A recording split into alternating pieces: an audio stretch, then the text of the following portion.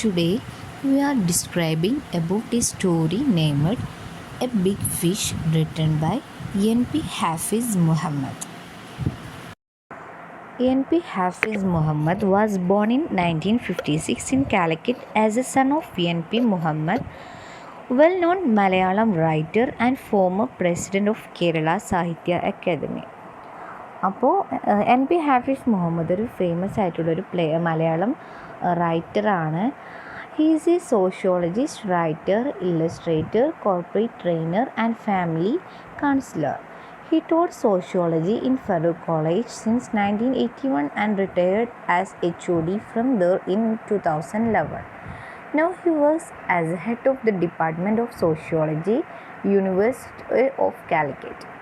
He writes stories, essays, novels, and books for children in Malayalam, and some of his major works are translated into English and a few other regional languages.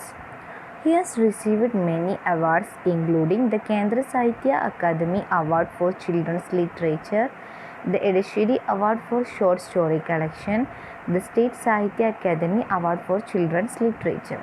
അപ്പോൾ നമുക്ക് ഈ ഒരു the big fish എന്നുള്ള ഈ ഒരു സ്റ്റോറിയിലേക്ക് അടുക്കാം. And the implementation of new economic policy has been made drastic changes in Indian economy.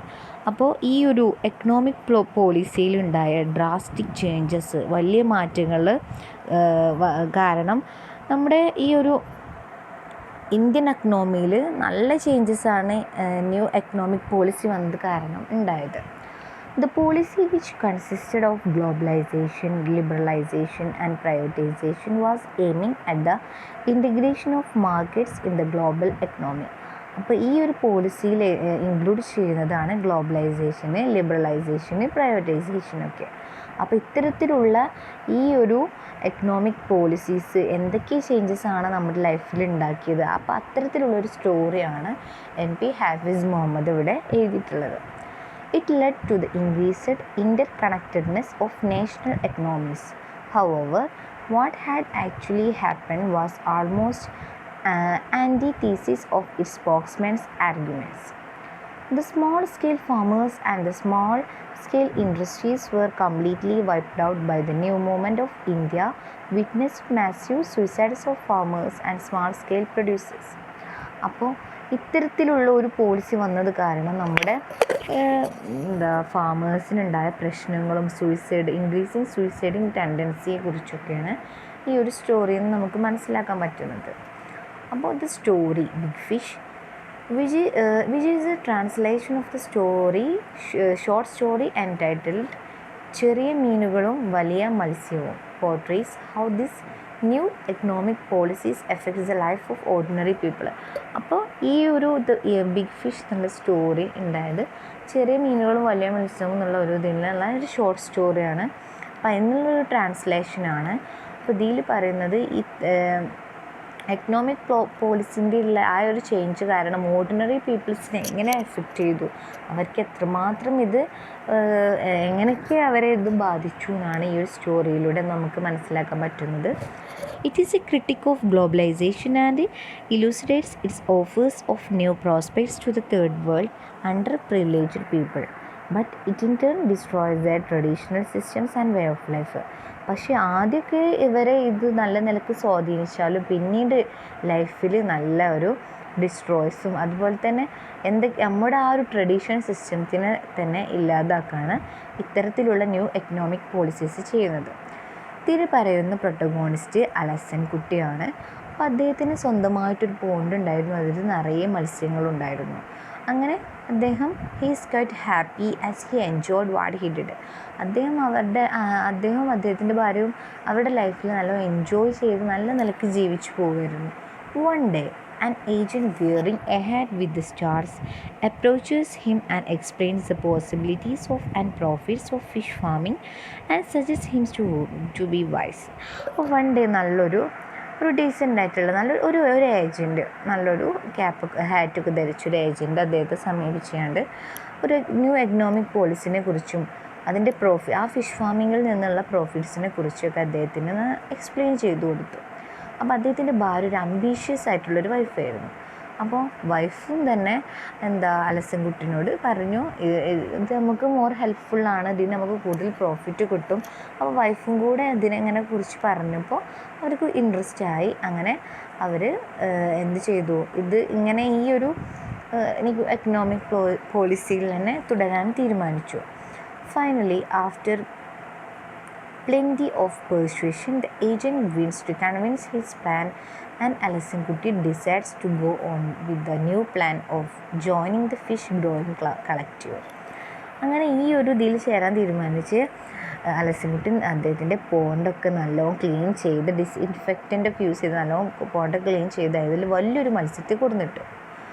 അപ്പോൾ പിന്നെ ഈ ഒരു വലിയ മത്സ്യം അതിലുള്ള ചെറിയ മീനുകളെ ഇങ്ങനെ വിഴുങ്ങുന്നത് കണ്ടപ്പോൾ അലസൻകുട്ടിക്ക് ഒരു ഇതായി. കാരണം അത്രയും എഫെക്ഷനുള്ള നല്ല ലവൊക്കെ ഉള്ള തൻ്റെ മീനുകളെ ആ ഒരു വലിയ മത്സ്യം തിന്നത് കണ്ടപ്പോൾ അലസൻകുട്ടിക്ക് ഭയങ്കര ഒരു ഫീലിംഗ് ഉണ്ടായി. Then he slowly realises that the big fish turns as a monster. അപ്പോൾ ഇതിൽ ബിഗ് ഫിഷിനെ ഒരു മോൺസ്റ്ററായിട്ട് അദ്ദേഹത്തിന് തോന്നി. And engulfs all the little fishes remaining in the pond. അപ്പോൾ പോണ്ടിലുണ്ടായിരുന്ന മറ്റുള്ള ചെറിയ മത്സ്യങ്ങളൊക്കെ ഈ ഒരു ബിഗ് ഫിഷ് കഴിക്കുന്നത് കണ്ടപ്പോൾ ഭയങ്കരമായിട്ട് അദ്ദേഹത്തിന് മനസ്സിലായി ഇപ്പോൾ ഇതിൽ ഇങ്ങനെയാണ് നടക്കുന്നത്. കാരണം ചെറിയ മത്സ്യങ്ങൾക്ക് ഇതിൽ ജീവിക്കാൻ പറ്റുന്നില്ല. The image of big fish with its mouth terrifies him, and he feels that he is being dragged into the depth of the water.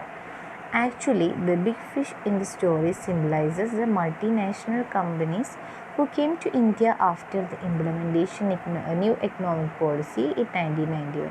അപ്പോൾ ഇതിൽ ഈ ബിഗ് ഫിഷ് എന്നുള്ള ഇതുകൊണ്ട് ഉദ്ദേശിക്കുന്നത് നമ്മുടെ ഇന്ത്യയിലേക്ക് ഉള്ള ഒരു മൾട്ടിനാഷണൽ കമ്പനികളെയാണ് ഇതിൽ ഈ ഒരു സ്റ്റോറിയിൽ ബിഗ് ഫിഷായിട്ട് സിംബിളൈസ് ചെയ്യുന്നത്. അപ്പോൾ ഈ ഒരു ബിഗ് ഫിഷിൻ്റെ മൗത്ത് തന്നെ നമുക്ക് ആ ഒരു ഈ feels that is being dragged into the depth of the water. അപ്പോൾ മറ്റേത് അദ്ദേഹത്തിൻ്റെ ആ ചെറു മത്സ്യങ്ങളായിട്ട് ഹാപ്പി ആയിട്ട് അങ്ങനെ ജീവിച്ചിടത്ത് ഇത് അവർക്ക് അവരുടേതായിട്ടുള്ളൊരു ലൈഫില്ല. അവരൊക്കെ ഭക്ഷിച്ച് ഈ ഒരു ബിഗ് ഫിഷിൻ്റെ സ്വാധീനമാണ് അവിടെ ഉണ്ടായത്. അപ്പോൾ ഇത്തരത്തിലുള്ള മൾട്ടിനാഷണൽ കമ്പനീസിൽ നിന്ന് ഈ ഓർഡിനറി പീപ്പിൾസിന് ഉണ്ടാവുന്ന ഫീലിങ്സും അവരുടെ വേ ഓഫ് ലൈഫ് തന്നെ ഇത് ടോട്ടലി ചേഞ്ച് ചെയ്യുന്നതിനെ കുറിച്ചാണ് ഈ ഒരു കഥയിൽ നിന്ന് നമുക്ക് മനസ്സിലാക്കാൻ പറ്റുന്നത്. The metaphor of the fish is a very original and competent one to explain the traps and tricks of globalization. The story exposes the influence of globalization in the lifestyle and in the food habit of the natives and show how the critics of globalization are treated by the state and the police. Though a translation, the story Big Fish successfully retains all the traces of its localness along with its serious thematic focus. അപ്പോൾ ഈ ഒരു story ഇംഗ്ലീഷിലേക്ക് translate ചെയ്തത് doctor KB ഷെരീഫാണ്, the head of the department of English, Calicut university and one of the most renowned translators in Kerala. അപ്പോൾ ഈ ഒരു സ്റ്റോറിയിൽ നിന്ന് മനസ്സിലാക്കാൻ പറ്റുന്നത് എന്തെന്ന് വെച്ചാൽ ഇത്ര മാത്രമേ ഉള്ളൂ. ന്യൂ എക്കണോമിക് പോളിസി കാരണം ഓർഡിനറി പീപ്പിൾസിന് ഉണ്ടാകുന്ന പ്രശ്നങ്ങളും അവരുടെ ലൈഫിൽ ഉണ്ടാകുന്ന ചേഞ്ചസും അവർ അനുഭവിക്കുന്ന ബുദ്ധിമുട്ടുകളൊക്കെയാണ് ഇതിൽ ഈ ഒരു സ്റ്റോറിയിലൂടെ റൈറ്റർ പ്രസൻറ്റ് ചെയ്യുന്നത്.